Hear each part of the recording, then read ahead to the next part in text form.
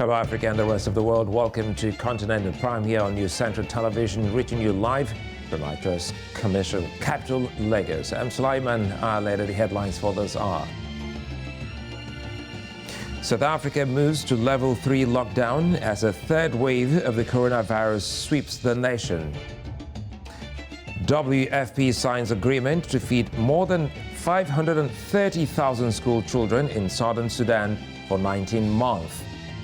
A special look at the IGANGAN attack that left scores killed and property damaged in Niger's southwestern state of Oyo. Details shortly.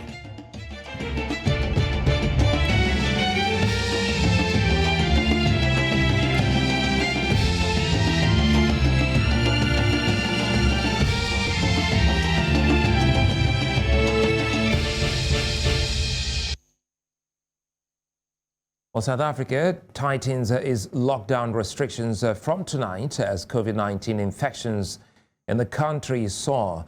Now, President Cyril Ramaphosa addressed the nation last night, noting that the country has seen 7,500 new infections daily over the last 7 days.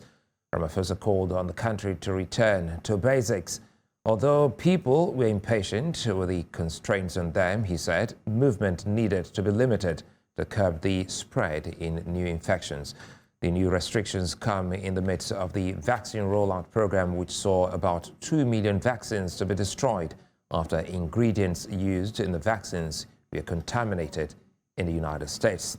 Now, joining me this evening is South African editor and journalist Candice Bailey to unpack the president's announcement. Good to see you again, Candice. Now, these are tighter lockdown restrictions announced by the president. What are some of the restrictions that will now take effect in South Africa? Good evening, Sulaiman. 4 main restrictions: our curfew cuts from 11 p.m. to 10 p.m., which means that restaurants will have to close at 9 so that workers can get home. We are no longer selling alcohol on weekends, so alcohol will only be able to be sold from Mondays to Thursdays between 10 and 6. And that's for off-site consumption. On-site consumption, you'll still be able to buy over the weekend. Also, funerals, you'll only be able to have 50 guests at any funeral, and venues will only be able to have 50 people inside and 100 people outside. So nothing new, nothing spectacular, but still the same restrictions that we've seen earlier on in the pandemic. But again, listening to the president, he painted some very grim pictures at the moment in the country. Can you give us an insight into some of those key things he mentioned? I think what was most alarming, Sulaiman, was the massive increase in numbers that he mentioned. So 2 weeks ago, we saw about 3,700 new cases. And this week, in the past 7 days, we've jumped to 7,500. Our hospital admissions have increased by 59%. Our death rate has increased by 48% over the past 7 days. So definitely a massive increase. He also spoke about the fact that private hospitals were reaching their peak, and that will have an effect on bed capacity going forward. He did tell us that at least 4 of the provinces were officially in a third wave, and that 5 were on their way to experiencing that third wave. But what he was saying, what was most scary, was that our economic hub of Gauteng is probably the worst affected and is seeing the most new cases, and those increases are steeper and faster, is what he said. And obviously that's concerning.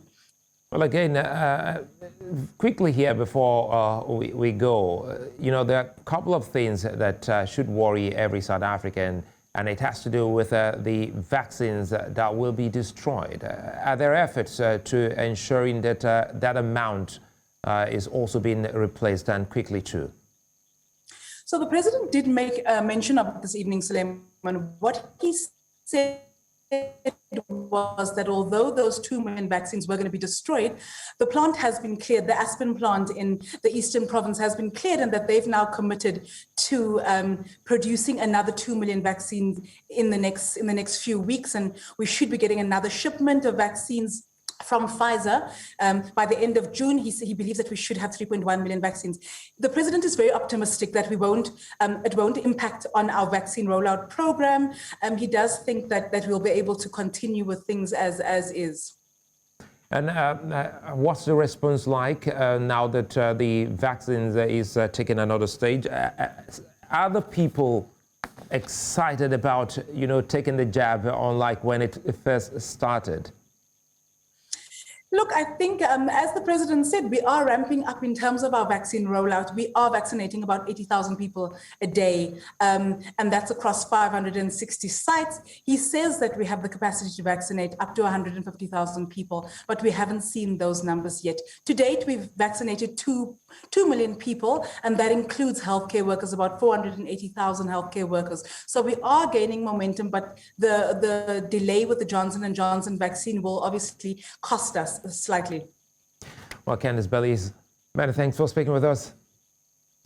Thanks, Lemon. Now, Mozambique's health ministry is on high alert as COVID-19 cases in the country increase. Now, cases had gone down from March till May.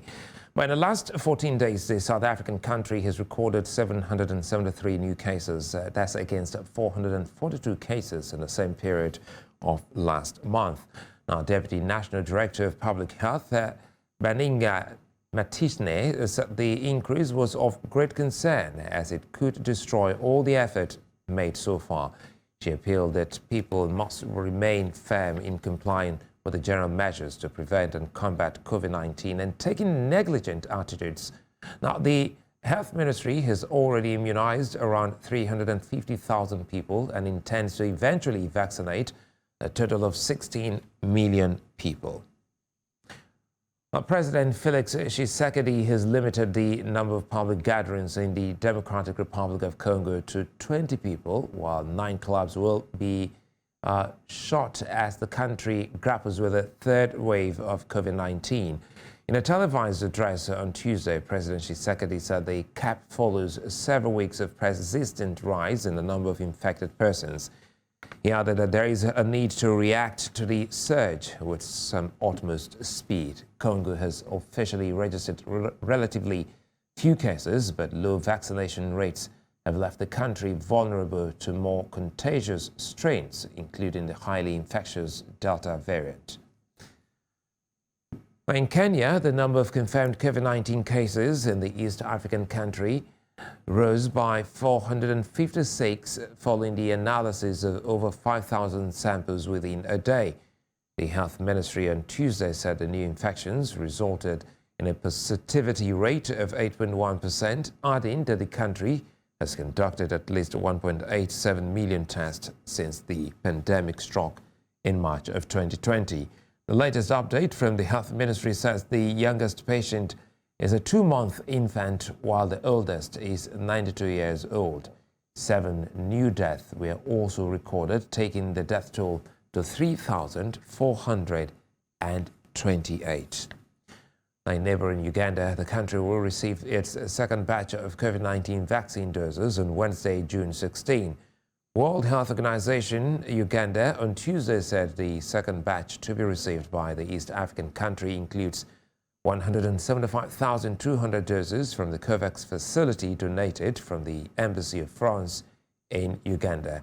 The batches come at a time when the country is running short of medical oxygen as it grapples with the ravaging COVID-19 pandemic. Uganda has recorded 434 COVID-related deaths and has over 63,000 positive coronavirus cases. In Burundi, the National Committee Against COVID-19 has suspended mandatory quarantine for persons arriving in the country. In the communique, the Burundian Ministry of Interior, Community Development and Public Security said the committee also announced the reopening of the border post with Tanzania in Kobero, Muyinga Province and Mugina in Makamba Province effective June 14. It said COVID-19 tests will be done at the border post and the results will be available within 24 hours. The Nigeria's federal government says it expects another consignment of Oxford AstraZeneca vaccine doses by the end of July or early August. The Executive Secretary of Nigeria's National Primary Healthcare Development Agency, Dr. Faisal Shuaib, while giving an update on Nigeria's vaccination campaign in the country's capital, Abuja, says almost 4 million doses are expected. He urged those who have not received their first jabs to visit primary healthcare centers near them, saying government has recommenced its vaccination campaign for the first dose. That we officially closed the vaccination of the first dose on 24th of May 2021. Since then, we have been inundated with requests by Nigerians to be vaccinated. In response to this, we have decided to reopen vaccination for the first dose from today. This means anyone 18 years and above who has not been vaccinated should visit the nearest vaccination site for the first dose of the AstraZeneca vaccine. For such persons, their second dose will be due in 12 weeks, and by then we will have received the next consignment of vaccines. We now have information that Nigeria will get 3.92 million doses of the Oxford AstraZeneca vaccine by the end of July or early August. As we receive additional information on the exact dates of these consignments, we will provide an additional updates regarding these timelines. The benefits of vaccination are far greater than the risk of the rare side effects.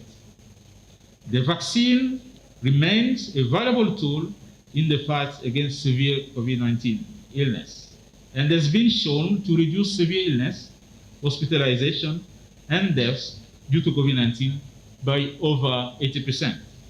Government has now restarted the first dose vaccination based on the availability and assurance of the next consignment of 3.92 million vaccines in the month of August. And I would like to congratulate for this decision the leadership, because this will help to open up vaccines for more people. And I would request the healthcare workers, the teachers, the essential workers, and people with comorbidity, please do not miss this opportunity. You are much more at risk because of the profession you are into and because of the exposure you have, and you are critical to continue the services in the country.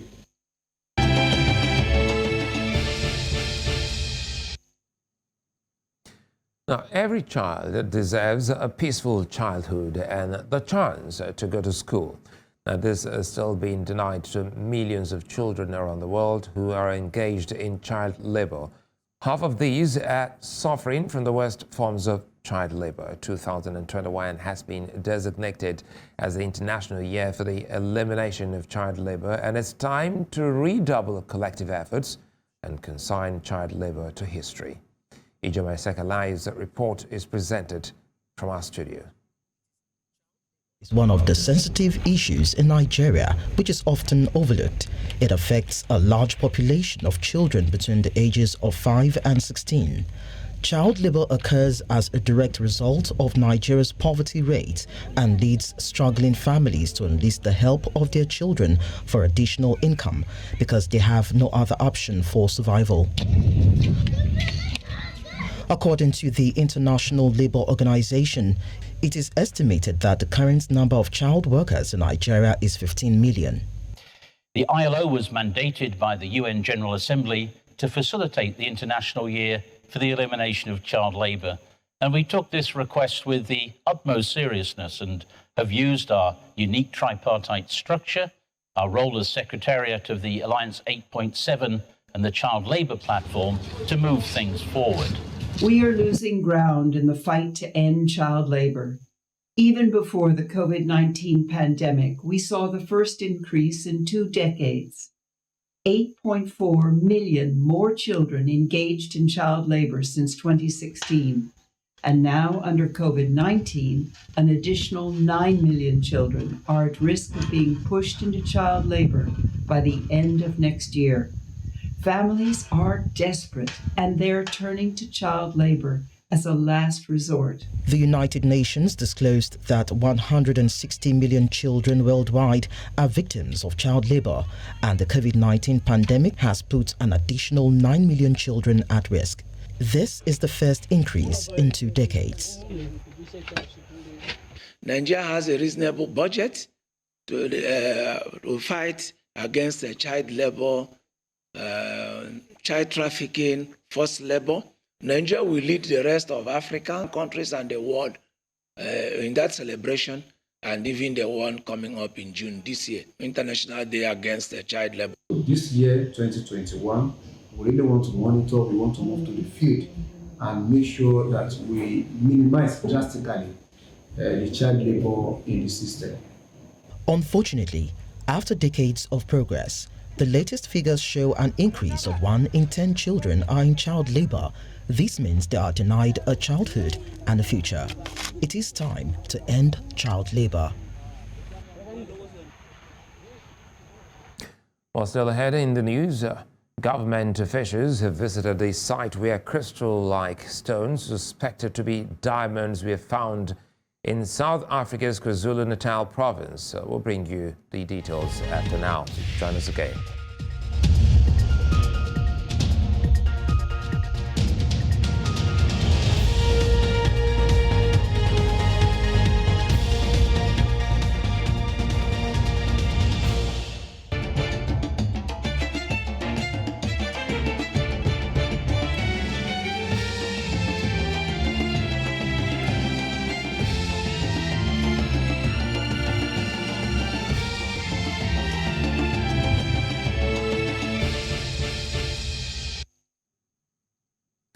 Well, if you just joined us, you're welcome. You're watching Continental Prime here on New Central Television. Now, let's continue with the news. In South Africa, where the government officials have arrived at a rural village in KwaZulu-Natal province, where suspected diamonds have been found. The officials are there to investigate the discovery of crystal-like stone found a week ago by a man herding cattle. Now, the discovery had prompted hundreds of people to descend to the village of Kwalathi armed with pickaxes and shovels. People are hoping to get confirmation that the stones are diamonds. The team of geological and mining experts are to assess the stones and report back to the community in 30 days.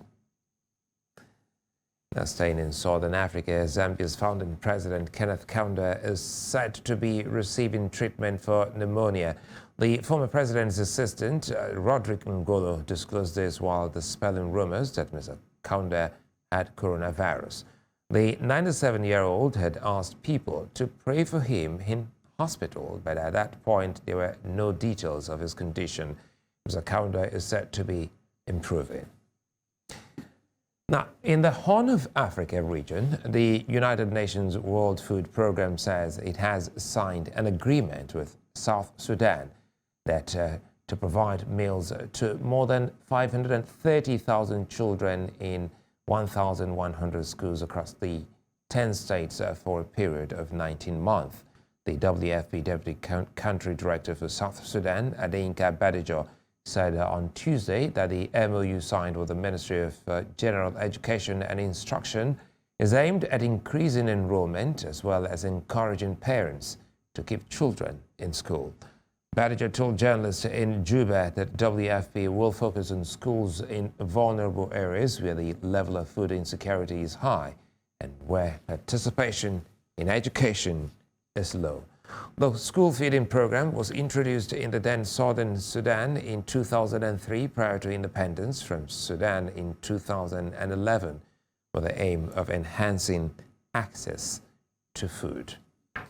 Now, still in South Sudan, the United Nations mission in the country has organized a two-day workshop in collaboration with the Upper Nile State's Ministry of Local Government and Law Enforcement to find a pathway to peace building and national unity in the state. The workshop comes amid insecurity in the oil-rich area that has been ravaged by a 6-year civil war. The participants at the workshop have made a call for peace and unity across the 13 counties in the state. The call as residents are undergoing a difficult transition from war to a sustainable, durable peace in the country. Since Maban is the only county that supplies the state with the maram, so the government is welcome to regulate the way the maram is being used, and even the roads. So even the UN has communicated they are concerned on building the roads from Madar to Buny, Anyway, it is welcomed. I think it is already approved. With the enthusiasm we have seen in these county commissioners, they are likely going to work enough for this state. And also they promise that after 6 months, we shall come together to review some achievements or some challenges and propose way forward. So we are optimistic that they will work very closely with us civil affairs to achieve some of their resolutions. In Ethiopia, election umpire says it has given badges to more than 45,000 local poll observers.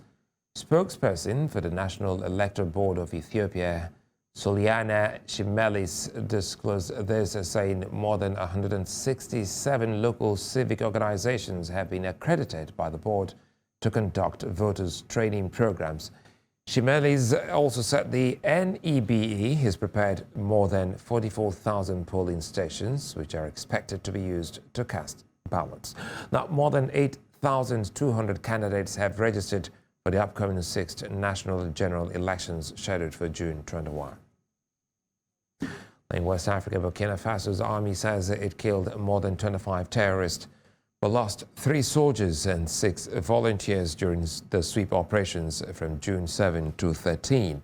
The army, in the report, said the operations were subsequent to the attack that left 132 people dead in the night from June 4 to 5 on a small-scale mining site in the village of SOUDAN, northeastern Sahel region in the troubled country.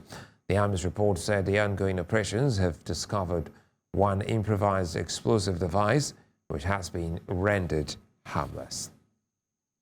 Now, still on security in West Africa, 10 people kidnapped in Nigeria 5 months ago have been freed by the abductors. Local media says one of those freed include an aid worker from the UN Refugee Agency. They are believed to have been held by the Islamic State West Africa province, which is an offshoot of Boko Haram. UNHCR spokesman commended the Nigerian authorities for their help. The victims are said to be undergoing medical checks and security debriefings in Maiduguri, the capital of the northeastern state of Borno, before they are allowed to join their families.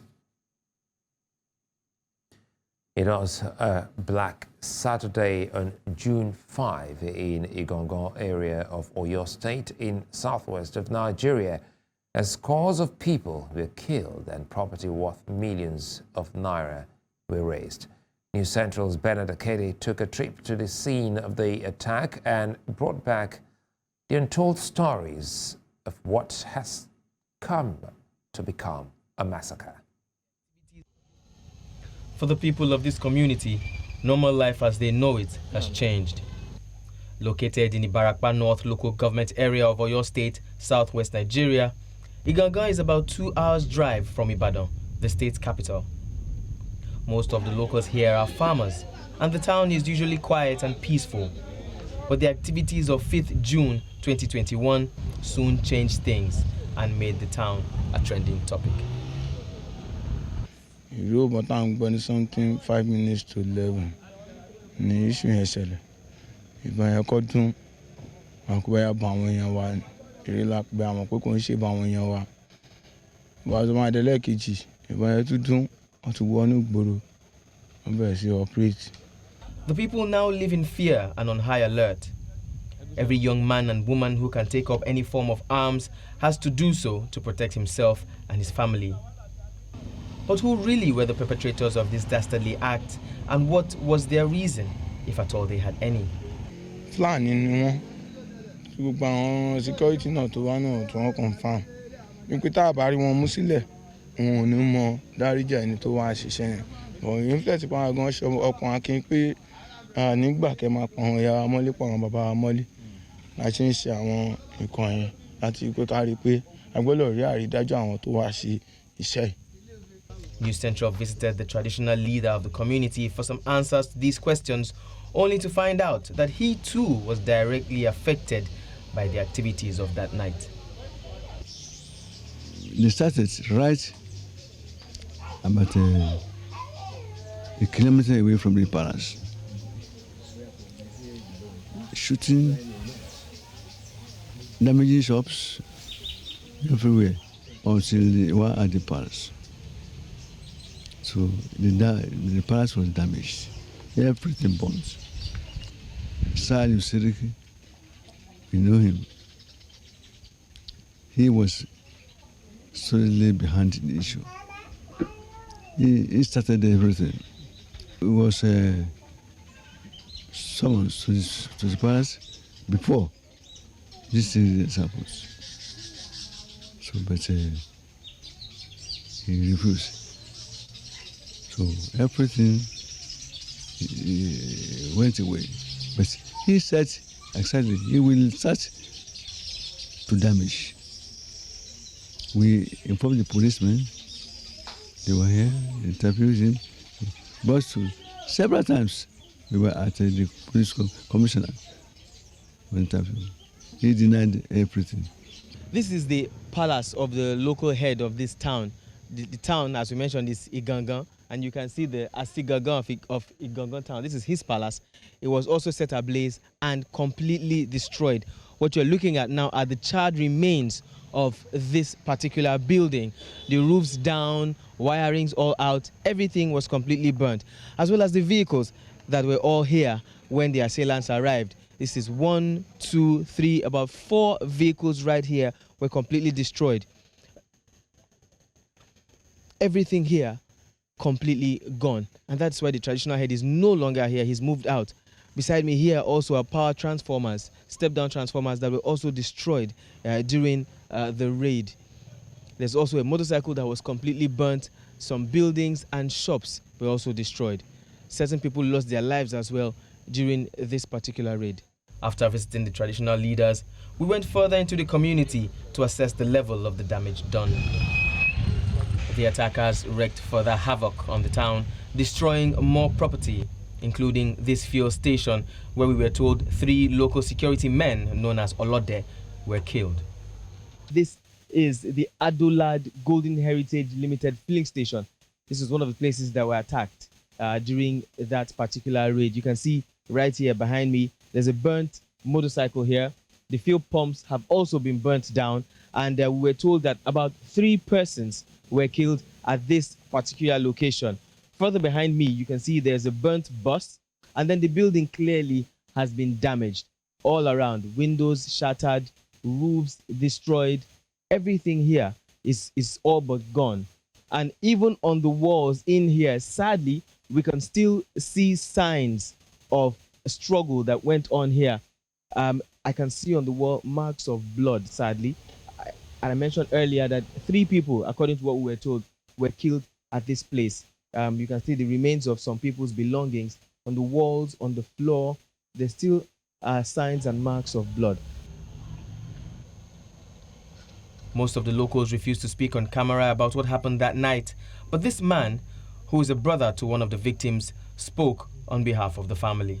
ìṣẹ̀lẹ̀ náà ṣẹlẹ̀ pé ọmọ náà sùkú dé àsìkò bàbá ọmọ yẹn gangan so tẹ́ǹtì ta lò náà ni ó sì wà ńlẹ̀ yìí ó ṣàsìn àwọn ọ̀rẹ́ ẹ̀ tí àwọn ọ̀rẹ́ brọ́dẹ̀ tí wọ́n jọ wá láti Èkó àwọn ni wọ́n kó lọ sí hòtẹ́ẹ̀ so bíbọ̀ tó ń bọ̀ ló kó sáàrin wọn pẹ̀lú gbogbo ògbìyànjú tiẹ̀ náà so at the end of the day ó ṣàjà síkú so wọ́n ṣe aláàké torí inú akíkanjú èèyàn ló wà nípa àti ìbọn so wọ́n yin gbogbo nǹkan tọ́lọ́run fún wọn lágbára lórí ìbọn ò mú síbẹ̀síbẹ̀ wọ́n ṣe aláàké wọ́n sárẹ́yìn so kìnìún yẹn jẹ́ ọgbọ́n ọkàn fún wa púpọ̀ tọ́rọ́mọ náà kéré so bùkátà dẹ̀ ti pọ̀ lọ́rùn anybody wa nǹkan tó náà dẹ̀ ti ní ọmọ 4 ló ti bí ìyàwó dẹ̀ kéré ìyàwó dẹ̀ ní kò níṣẹ́ kan lọ́wọ́. The assailants took their destruction to the church mission house and also damaged property there. The pastor, however, wasn't hurt.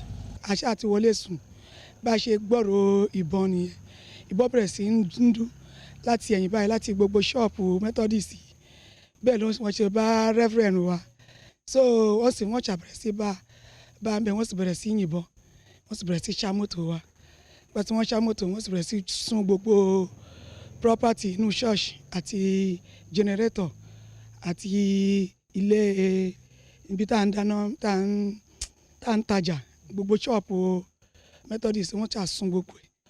Orúkọ ti reverend wa dẹ̀ jẹ́ Adébísí Solomon Adébísí ní orúkọ reverend wa so wọ́n sì dábèjì gbogbo nǹkan wọ́n sì bà ilé jẹ́ bá a ṣe rí i mọ́ni wọ́n sì dá gbogbo ṣọ́ọ̀bù yìí náà wọ́n sì bà á jẹ́. reverend kí ló wá ṣẹlẹ̀ sí reverend. reverend ti sá lọ ṣá wọ́n sun gbogbo nǹkan ẹ̀ náà reverend ti sá lọ. News Central made attempts to reach the Oyo State Commissioner of Police, but that was to no avail.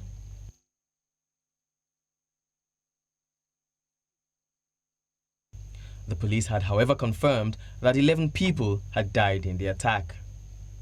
With lives and livelihood lost, the people are angry. Several government officials have visited the community and have condemned the killings and the destructions. What I've seen is unbelievable. Things like this should not happen in this country at this particular time. It's unbelievable.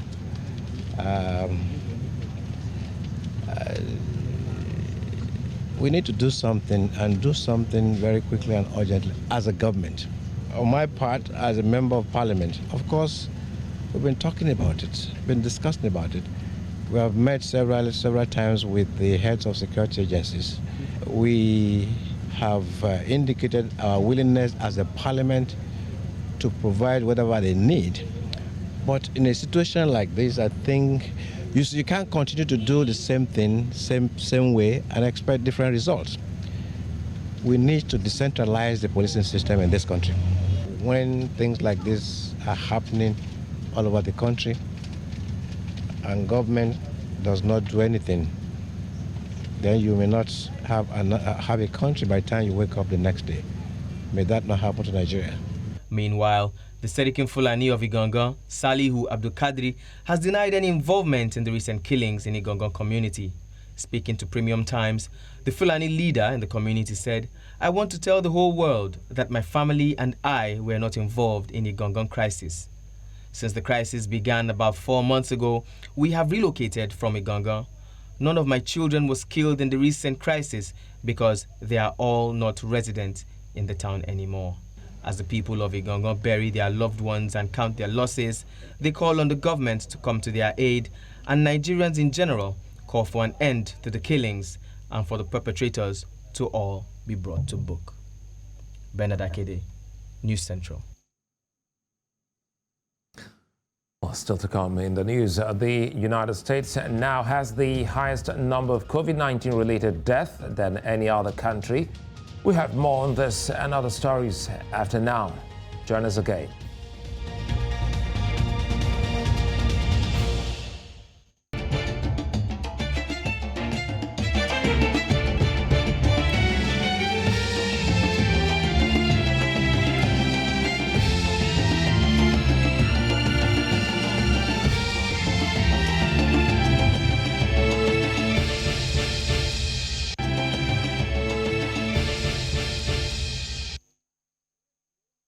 Well, data from Johns Hopkins University has shown the number of Americans who have died from COVID-19 has surpassed 600,000, meaning the United States has become the country with the highest COVID-19 related death.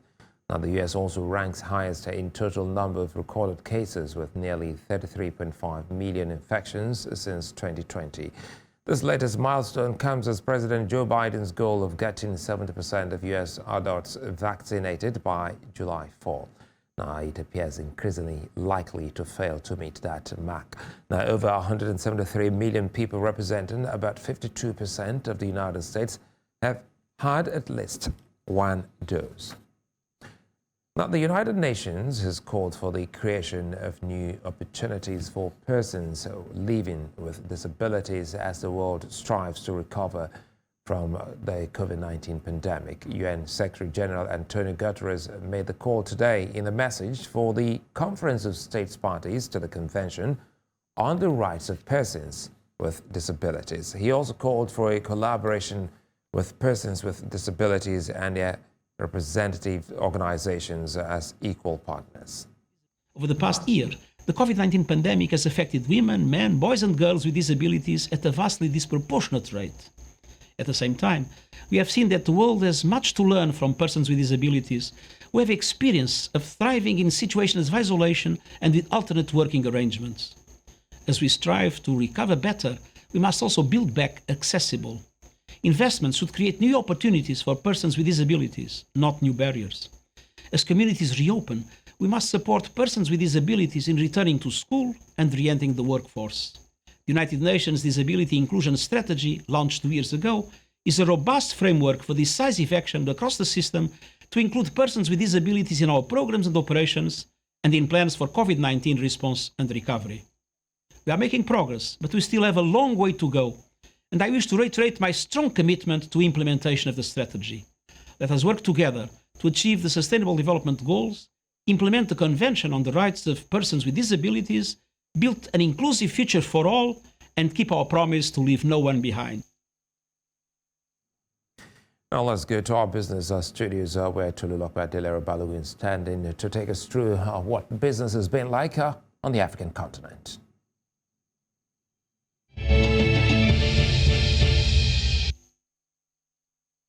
Welcome to Business on NC Continental Prime. I'm Tolulokpa Delero Balogun.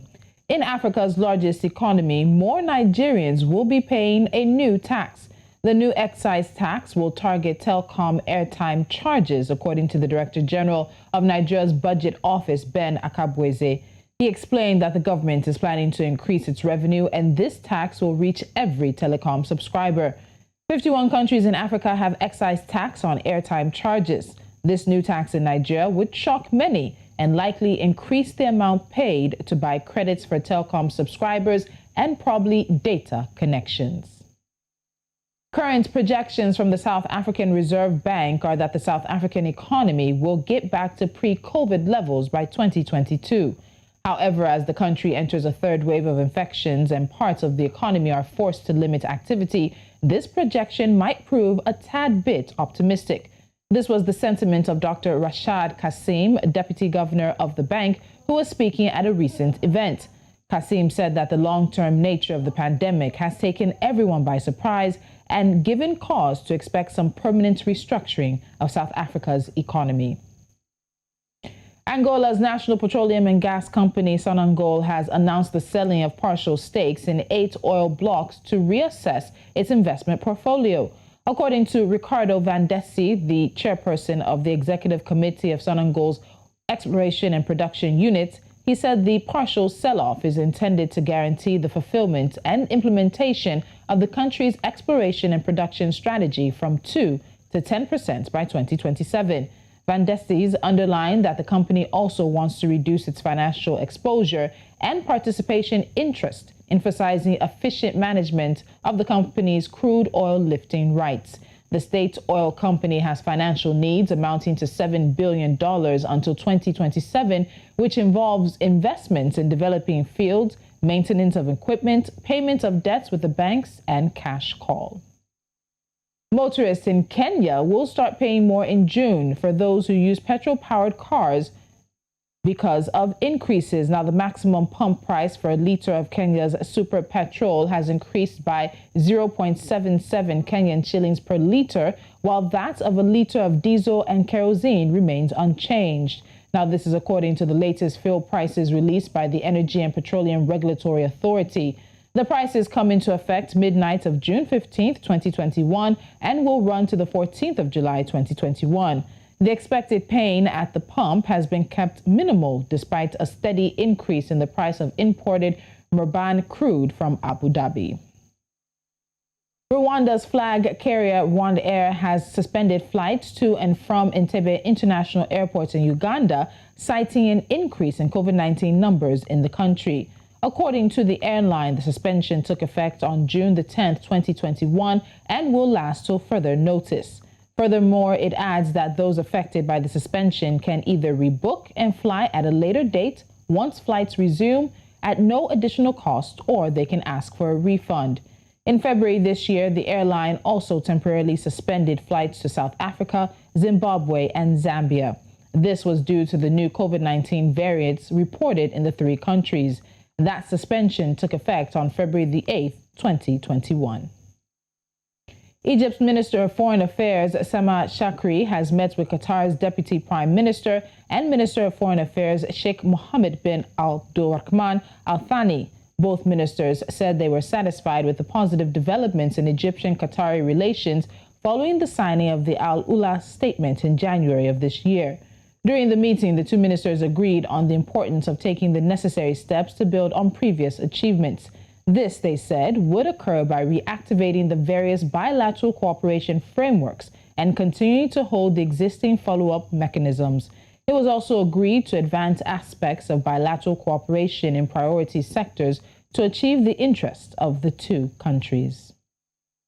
And that's business on NC Continental Prime. There's more news coming your way right after this. I'm Tolulokwe Adelaru Balogun.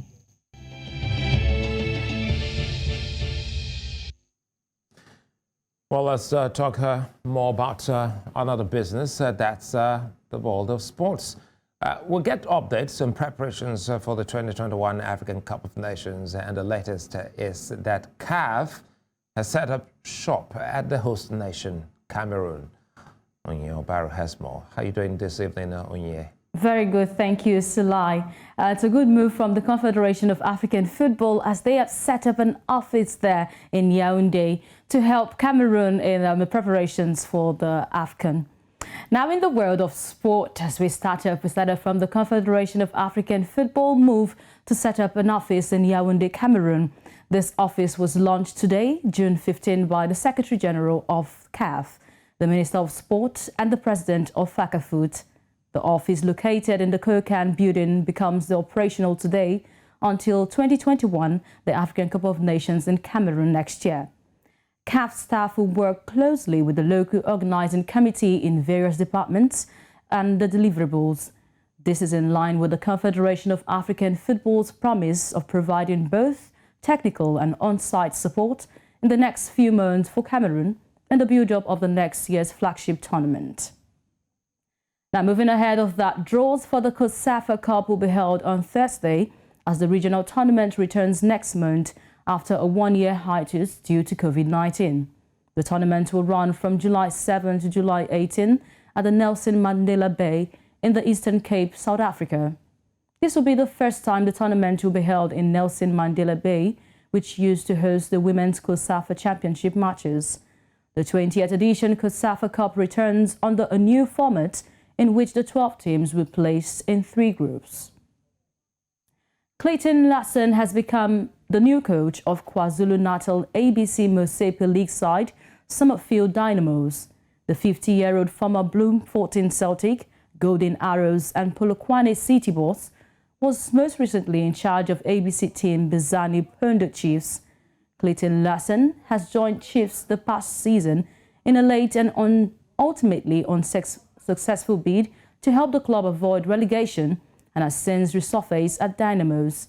He has signed a 3-year contract with the Chatwood-based club. Now to rugby right now. Organisers say the Pro 14 Rugby Championship will be rebranded as the United Rugby Championship when South Africa's 4 teams join the competition in 2021-2022.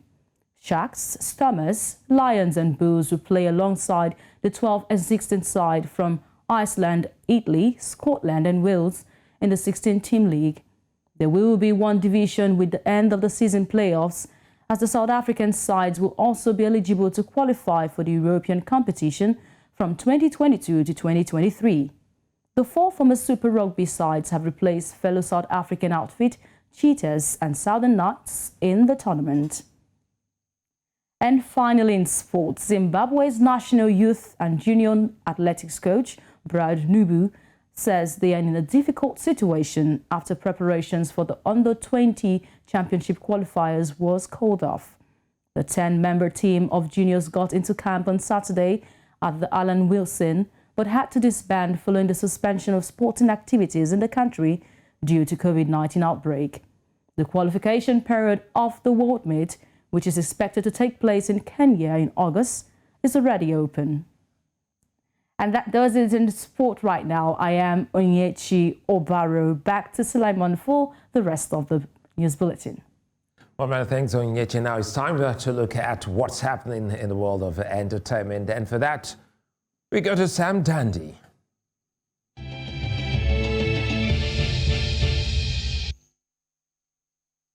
Thank you very much. And now to entertainment news. Now let's start in Nigeria, where 8 Nigerian filmmakers have been selected to represent the country as finalists for the U.S. Embassy and Catalyst Story Institute filmmaking project. Now the list of finalists including Adekunle Nodash, Emma Edosie, Nadine Ibrahim, Bolanle Edwards, amongst others, will join the finalists from 9 other countries, including Algeria, Brazil, Canada, South Korea, Germany, Mexico, and a couple of other countries. Now, first announced in April 2021, the project is a partnership with the Innovation Station at the U.S. State Department, as well as entertainment founded by Will and Jada Smith's Family Foundation. Now, it was set up to discover content creators to produce world-class films. Congratulations to them. We look forward to seeing them soar even higher. Now in the Gold Coast, Ghanaian-born American rapper Gibreville has shared his personal experience in the bid to encourage Ghanaian youths. Now sharing how staying in America with an expired visa landed him in maximum security prison for a year, the Ghanaian-American hip-hop artist advised others to avoid following suit. Now the musician, who is not ashamed of speaking about his incarceration, said, I like to talk about this experience a lot because knowledge is power. Wherever I talk about it, others learn and avoid such circumstances. Now, Gibreville spoke about this in a recent interview and advised that young people go the right way. Well, now in the East, singer Kevin Bahati has continued setting pace with his music. Now, the Kenyan singer, who has released 2 videos from his new album, Love Like This, has joined the growing list of artists who have had their albums advertised on New York's Times Square in the USA. His album recorded over 300,000 streams in 24 hours, a record for Kenya. Now, of course, Ugandan musician Eddie Kenzo was the first East African artist to feature on the billboard at the famous Times Square in New York. For the second time, Kenzo also holds a special record of being the first ever Ugandan and East African artist to win a BET Awards.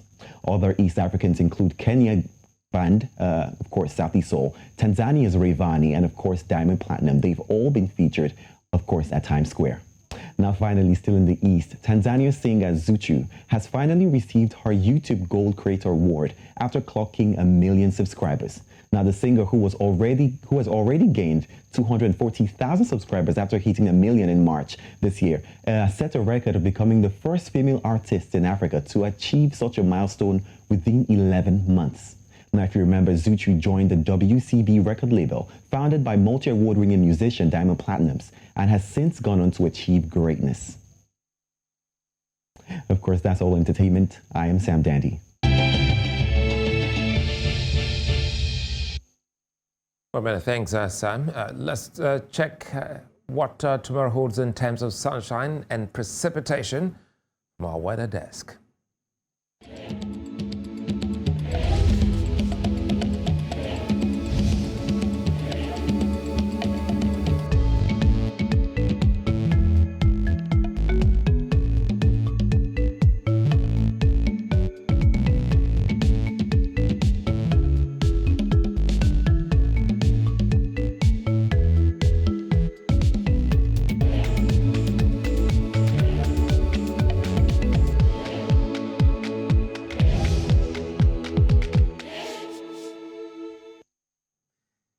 And as all on the news others are, but before we go, a quick look at some of the big stories. Now, South Africa has moved to a level 3 lockdown as a third wave of the coronavirus sweeps the country. The World Food Programme has signed an agreement to feed more than 530,000 school children in southern Sudan for the next 19 months. Finally, we brought to you a special report on the IGANGAN attack that has left scores killed and property damaged in Nigeria's southwestern state of Oyo. Well, you can be a part of our news and content by following us on social media. We are at News Central Television. You can also download our mobile app and on App Store and Play Store. You can also watch us live across all social media platforms and on Star Times, channels 274, Avio TV, channel 23, especially in the UK, and of course on YouTube. Many thanks for watching. I'm Sulaiman. Alede.